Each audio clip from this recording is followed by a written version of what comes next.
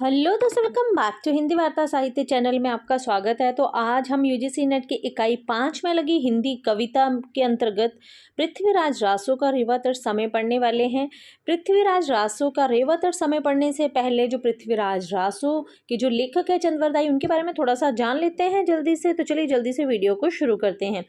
पृथ्वीराज रासो की बात करें तो इसके जो लेखक है आपके चंद्रवरदाई हैं। जन्म की अगर बात करें तो शुक्ल के अनुसार चंद्रवरदाई का जन्म 1168 ईस्वी यानी कि 1225 विक्रमी संवत में भट्ट जाति के जगात नामक गोत्र में हुआ। मैं आपको बता दूं, ये मैं इसलिए करवा रही हूँ क्योंकि यहाँ से यूजीसी नेट में यहाँ से जो है ये इनकी जाति पूछी गई थी। तो ये भट्ट जाति के हैं और कौन सा गोत्र था इनका, तो आपको पता है एग्जाम का लेवल जो है वो, अब ऐसा तो नहीं है कि ये नहीं पूछेंगे, तो ऐसा पूछते हैं, इसलिए ये जो है ये जगात नामक गोत्र में इनका जन्म हुआ था। जन्म स्थान इनका लाहौर है। और दूसरी बात ये बता दूं, अगर आप मान लीजिए पेपर में आपसे विक्रमी संवत या फिर ईस्वी पूछ ले जाता है, अगर आपके पास ईस्वी है तो आप 1168 में जो है वो 57 प्लस कर देंगे तो आपका जो है वो विक्रमी संवत निकल आता है। अगर विक्रमी संवत आपके पास 1225 दिया है तो आप 57 उसमें माइनस कर सकते हैं, तो आपका जो है वो ईस्वी निकल कर आ जाएगा। ठीक है, तो ये एक ट्रिक थी। आगे चलते हैं। अगर इसकी बात करें कि इसका रूप क्या है, कौन सा काव्य रूप है आपका ये, तो ये एक प्रबंधात्मक श्रेणी के अंतर्गत यानी कि महाकाव्य की श्रेणी के अंतर्गत पृथ्वीराज रासो को रखा गया है। शुक्ल के अनुसार ये हिंदी साहित्य का सर्वप्रथम महाकाव्य माना जाता है और चंद्रवरदाई हिंदी के प्रथम महाकवि माने जाते हैं। अगर बात करें यहाँ पर तो मतलब देखा जाए तो शुक्ल जो है, शुक्ल ने पृथ्वीराज रासो जो इनका ग्रंथ है इसको इन्होंने क्या कहा था, सबसे पहले इन्होंने इसको क्या कहा था, अप्रामाणिक कहा था। क्या कहा था? अप्रामाणिक कहा था, है ना। और इसके साथ साथ ही शुक्ल जो है वो यहाँ पर क्या कहते हैं कि सर्वप्रथम मतलब हिंदी साहित्य का सर्वप्रथम महाकाव्य माना जाता है। चंद्रवरदाई हिंदी के प्रथम महाकवि माने जाते हैं, जबकि इनके लिखे गए ग्रंथ पृथ्वीराज रासो को ये क्या मानते हैं, ये मानते हैं उसे अप्रामाणिक। ठीक है, तो आगे चलते हैं। नरोत्तम स्वामी के अनुसार ये मुक्तक रचना मानी जाती है ना। अगर यहाँ पर रस की बात करें तो इसमें जो है प्रधान रस की बात करें तो ये वीर रस व श्रृंगार रस इसमें प्रमुख है। और इन्होंने जो है अलंकार, अनुप्रास व यमक अलंकारों का इन्होंने यहाँ पर प्रयोग किया है ना। चलिए आगे चलते हैं। अगर इसमें कुल पद की बात करें या श्लोक की बात करें तो इसमें जो कुल पद या श्लोक हैं वो 16,306 हैं। छंद विधान की बात करें तो इस महाकाव्य में प्रयुक्त 16,306 पदों की रचना के लिए कुल 68 प्रकार के छंदों का प्रयोग किया गया है। तो यहाँ पे इसको बताने का सिर्फ एक ही प्रमुख कारण है, क्योंकि आपको पता है कि इसके छंद जो है बहुत बार पूछ लिए जाते हैं कि जो आपका ये जो ग्रंथ है तो इसमें कितने प्रकार के छंदों का प्रयोग किया गया है। तो इसमें जो है वो 68 प्रकार के छंदों का प्रयोग किया गया है और इस महाकाव्य में प्रयुक्त 16,306 पदों में जो है वो 68 प्रकार के छंदों का प्रयोग जो है वो किया गया है। तो अगर मतलब क्योंकि ये कॉमन है, ये सबको पता है, पर ये कॉमन नहीं है कि इसमें पद कितने हैं। तो 16,306 जो है इसमें कुल पद रहते हैं, है ना। चलिए आगे चलते हैं। अच्छा, इसमें बोला गया है कि जिसमें छप्पे छंद का सबसे अधिक प्रयोग किया गया है, इसीलिए छप्पे छंद जो है चंद्रवरदाई का सर्व प्रिय भी माना जाता है और छप्पे छंद का इन्हें विशेषज्ञ भी कहा जाता है। ठीक है, इसके अलावा इसमें दोहा, तोमर, त्रोटक, गाहा एवं आर्य छंदों का प्रयोग भी हुआ है। काल विभाजन की अगर बात करें तो इस महाकाव्य को कुल 69 समय सर्गों में विभाजित किया गया है। तो ये भी क्वेश्चन डायरेक्ट बनता है कि पृथ्वीराज रासो में जो सर्ग हैं इसमें जो 69 है इनको क्या कहा गया है, तो इनको समय और सर्ग दोनों ही कहा गया है। ठीक है, या समय या सर्ग दोनों में ही से विभाजित किया गया है, ना ही इन्हें खंड बोला गया है और ना ही इन्हें कोई और रूप दिया गया है, बल्कि इन्हें समय और सर्गों में विभाजित किया गया है। ठीक है, आगे चलते हैं। अगर इसकी बात करें भाषा कैसी है तो राजस्थानी व ब्रज भाषा का इसमें प्रयोग किया गया है। शैली इसमें ब्रज भाषा का अधिक प्रयोग हुआ है, इसमें पिंगल शैली का प्रयोग हुआ है। ठीक है, अगर हम पिंगल और डिंगल की बात करें तो आई होप आप इसको जानते ही होंगे। पिंगल और डिंगल क्या होती है, एक मिनट मैं आपको बता भी देती हूँ कि पिंगल और डिंगल। अगर हम पिंगल की बात करें तो पिंगल होता है जब अपभ्रंश के साथ ब्रज भाषा के शब्दों का प्रयोग होता है, तो वो पिंगल शैली कहलाती है। इसमें कोमलकांत पदावली का अधिक प्रयोग किया गया है। क्योंकि पृथ्वीराज रासो है तो हम डायरेक्ट कहाँ पे चले जाएंगे, डिंगल में, है ना।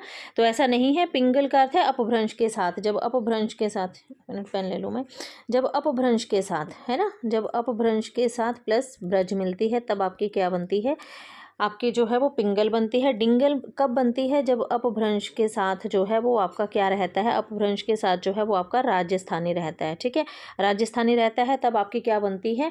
डिंगल बनती है। डिंगल में कर्कश जो शब्दावली है उसका अधिक प्रयोग किया जाता है। ठीक है, तो इसलिए ये क्या है, डिंगल और पिंगल, ये दो तरह की शैलियाँ होती हैं। ठीक है, डिंगल और पिंगल। तो जो आपका पृथ्वीराज रासो है इसमें पिंगल शैली का प्रयोग जो है वो किया गया है। ठीक है, तो इतना आपको लग गया होगा पता। चलिए आगे बात करते हैं। आगे है कि आचार्य हजारी प्रसाद द्विवेदी ने इस रचना को शुक शुकी संवाद कहकर पुकारा है। और इस रचना की प्रामाणिकता के संबंध में निम्न जो मत हैं वो 3 तरह के दिए गए हैं। कौन कौन से मत इसमें दिए गए हैं? इसमें अप्रामाणिक है, अर्ध प्रमाणिक है। ठीक है, और अगर बात करें इसमें तो एक इसमें प्रामाणिक है ना। कौन सा है? प्रामाणिक है। ठीक है, तो आप इसको पढ़ लीजिएगा कि कौन कौन से प्रामाणिक है। अगर थोड़ा सा मैं आपको बता दूं यहाँ पे जल्दी से कि अप्रामाणिक मानने वाले में राय बहादुर, गौरीशंकर हीरानंद ओझा हैं, मुंशी देवी प्रसाद हैं, डॉक्टर बूलर हैं, कविराज मुरारी दान एवं श्यामल दान हैं, आचार्य रामचंद्र शुक्ल। ये पूरा ग्रंथ इन्होंने जाली कहा है। तो ये मोस्ट इंपॉर्टेंट लाइन है, इसको बिल्कुल ध्यान से देखिएगा क्योंकि ये पूरा का पूरा ग्रंथ जाली है। कोटेशन आपसे इस तरह का पूछा जाता है। ठीक है, ये पूरा का पूरा ग्रंथ जाली है। ये किस मतलब ये किस ग्रंथ के बारे में कहा गया है और किसने कहा है, तो इस तरह से ये क्वेश्चन बनता है। और साथ में आते हैं आपके मोतीलाल मनेरिया, है ना। अगर बात करें, हमने पीछे पढ़ा था कि आचार्य रामचंद्र शुक्ल जो हैं वो पृथ्वीराज रासो को क्या मानते हैं? हिंदी का प्रथम महाकाव्य, और चंद्रवरदाई को हिंदी का प्रथम महाकवि मानते हैं। जबकि उनके लिखे गए ग्रंथ को ये क्या कहते हैं? ये पूरा ही ग्रंथ जो है वो जाली है। ठीक है, तो इस तरह के मत जो हैं वो प्रचलित है यहाँ पे, है ना। उसके बाद आप ये देख लीजिएगा ये कि इस ग्रंथ को अप्रामाणिक मानने में सबसे पहले डॉक्टर बूलर माने जाते हैं, है ना, जिन्होंने 1875 ईस्वी में जो है इसको अप्रामाणिक घोषित कर दिया था। और शुक्ल के अनुसार तो भैया ये तो पूरा ग्रंथ ही जाली माना जाता है। अर्ध प्रमाणिक में हजारी प्रसाद द्विवेदी, मुनिजन विजय, डॉक्टर सुनीति कुमार चटर्जी और अग्रचंद नाहटा।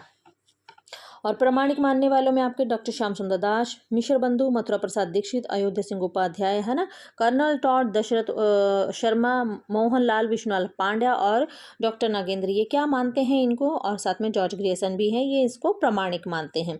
डॉक्टर नागेंद्र इस रचना को घटना कोश कहकर संबोधित करते हैं। मोस्ट इंपॉर्टेंट है ना। पृथ्वीराज जो रासो है इसकी रचना की हस्त लिखित प्रीतियों के निम्न 4 रूपांतरण जो है प्राप्त होते हैं। अगर बात करें, इसका पहला बृहद रूपांतरण है जिसमें 69 समय यानी कि 16,306 जो है इसमें छंद हैं।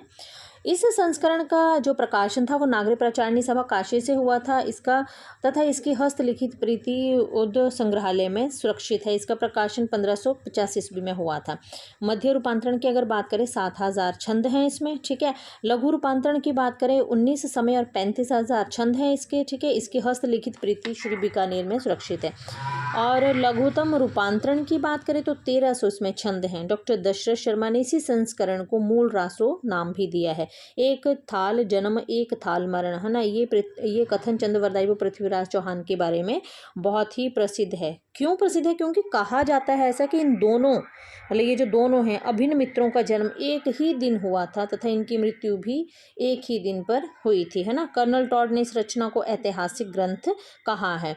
ठीक है, और चंद्रवरदाई दिल्ली के अंतिम हिंदू सम्राट पृथ्वीराज चौहान के सामंत व प्रसिद्ध राजकवि थे। बाबू गुलाब राय ने इस रचना को स्वाभाविक विकासशील महाकाव्य कहकर पुकारा है। ये क्वेश्चन जो है वो आपका पूछा गया है। पेन ले लो, ये क्वेश्चन पूछा गया है ना। ये वाला जो है, यार पेन नहीं आ रहा है, ये वाला क्वेश्चन पूछा गया है। ठीक है, बाबू श्याम सुंदर दास, उदय नारायण तिवारी ने विशाल वीर काव्य इसको माना है। ठीक है, तो ये इम्पॉर्टेंट है, इसको ध्यान से ज़रूर देख लीजिएगा। तो चलिए मिलते हैं नेक्स्ट वीडियो में, तब तक के लिए बाय बाय।